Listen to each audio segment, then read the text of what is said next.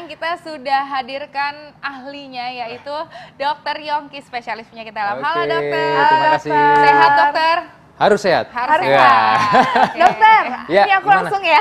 Aku Oke, mau bener. tanya dong, aku tuh Langsung sering konsul. bersin-bersin kan Sering belakangan bersin, ini. ya, Ini katanya oke. bersin-bersin ini salah Ya. satu gejala batuk dan pilek. Ini fakta atau mitos? Fakta ya. Fakta? Ya. Fakta. Ya.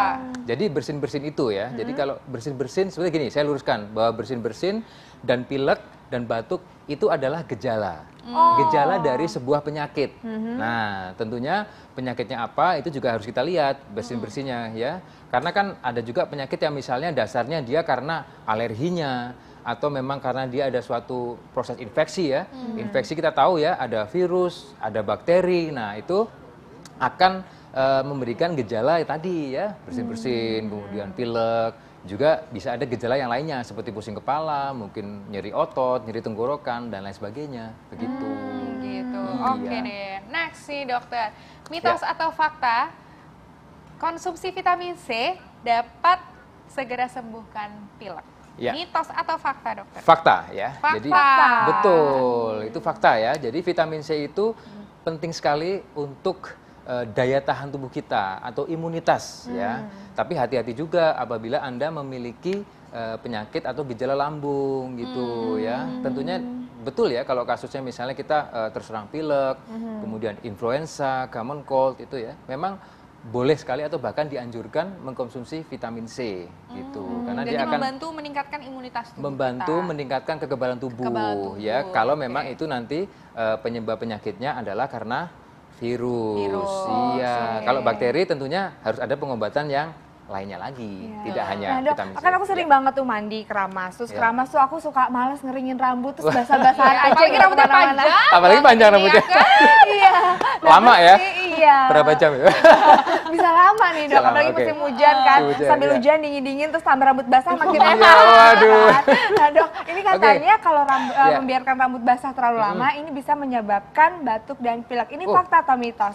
Dokter jangan dijawab Oh, dulu. iya. Kita akan mulai Iya, jawabannya sesaat lagi tetap di Oke. Ayo Hidup Sehat. Balik lagi di Ayo Hidup Sehat. Aduh tadi ngelihat orang makan enak banget ya, Iya. itu pedas-pedas. Biasanya orang Tetap kalau ya fokus misalnya kita dapat ya. makan pedas, terus biasanya langsung lendirnya keluar tuh Keluar dok. semua ya. Nah, sebenarnya itu direkomendasikan apa enggak sih dok? Ya, kalau cabai ya, berarti pedas ya, cabai iya, ya. Sebetulnya pedas. kalau cabai itu bisa ya, bisa digunakan karena cabai itu mengandung namanya zat capsaicin ya. Zat capsaicin itu dia mengandung anti radang, anti alergi, anti jamur. Dia bagus sekali ya untuk kekebalan tubuh kita. Cuman harus hati-hati pada pemirsa di rumah yang memiliki masalah dengan lambung. Jadi mungkin jangan banyak-banyak. Tapi jangan banyak-banyak disesuaikan. ya, dokter Porsinya ya. harus secukupnya. Jadi bisa membantu tapi jangan banyak-banyak. Betul, Dan juga jangan hati-hati kalau banyak-banyak. misalnya ada yang punya sakit lambung Masalah ya, di dokter ya. pencernaan lambung hati-hati Oke, dong. nah Iya. ini ada pertanyaan Intan tadi belum terjawab. Oh, gitu nih. ya? Gimana nih dok? Membiarkan rambut basah terlalu Ya. lama ini bisa sebabkan batuk pilek. Ini fakta atau Ya. mitos? Itu adalah mitos ya. Mitos. Jadi mitos ya. Jadi betul ya. Kalau Aman. Berarti aman ya, nggak apa-apa masih ya. aman lah ya. Jadi kalau tidak ada hubungannya sebetulnya. Langsung misalnya kalau lama-lama berbahasa rambut kita langsung bikin batuk pilek itu enggak. Karena batuk pilek sendiri itu kan adalah gejala dari sebuah penyakit ya. Tentunya ada penyakitnya. Dan batuk pilek biasanya di awal-awal itu seringnya adalah common cold atau mungkin pilek yang biasa ya. Bisa Iya. juga karena pilek alergi. Itu terkait dengan daya tahan tubuh kita. Kalau daya tahan tubuh kita juga misalnya keramas lama-lama juga sebenarnya nggak apa-apa, tidak apa-apa. Tapi juga jangan lama-lama juga ya. Lama juga. Nah, oke, Gitu. dokter. Nah, ini Iya. tadi menarik nih, Dok. Dokter tadi kan bilang sempat Iya. ada batuk pilek yang biasa aja. Biasa aja. Ada yang ternyata tidak biasa. Tidak Nah, itu mungkin biasa. kita perlu dijelaskan ya, Iya, dokter. oke. Ini penting sekali ya buat pemirsa di rumah bahwa kita harus tahu bahwa ada virus influenza ya. Dan ada juga yang kalau orang bilang katanya kalau pilek itu pasti flu, itu belum tentu ya. Jadi influenza itu memiliki gejala-gejala bermacam-macam. Nah, bisa juga dia pilek, bisa juga dia batuk, kemudian nyeri otot, pusing kepala, nyeri sendi, nyeri tenggorokan dan lain sebagainya. Itu adalah gejala influenza. Virus influenza ini cukup berbahaya. Tapi gini, pada awal-awal ada juga batuk pilek yang tidak berbahaya ya. Biasanya 1-3 hari itu udah sembuh ya. Langsung sembuh karena daya tahan seseorang itu kuat. Tapi harus kita waspadai ya pada orang-orang yang memiliki daya tahan tubuh yang dia cukup rentan. Nah, Contohnya, seperti contohnya apa nih, dokter? pada penderita diabetes mellitus, Iya. terus kemudian pada penderita gagal jantung, gagal ginjal, pada pada pasien anak-anak kecil gitu anak ya, Dok, kecil, ya? terus usia tua atau geriatri atau lansia, kemudian memiliki penyakit autoimun. Nah, itu juga harus hati-hati dan juga pada kondisi-kondisi pasien yang memang dia memiliki misalnya cancer atau sedang dalam perawatan di rumah sakit. Di gejalanya ada perbedaan nggak sih, Dok? Ya, jadi misalnya dengan common cold ya, yang biasa dengan influenza sendiri, itu memang gejalanya bisa tumpang tindih, karena ada juga namanya influenza like illness, jadi sakitnya itu mirip influenza, tapi bukan.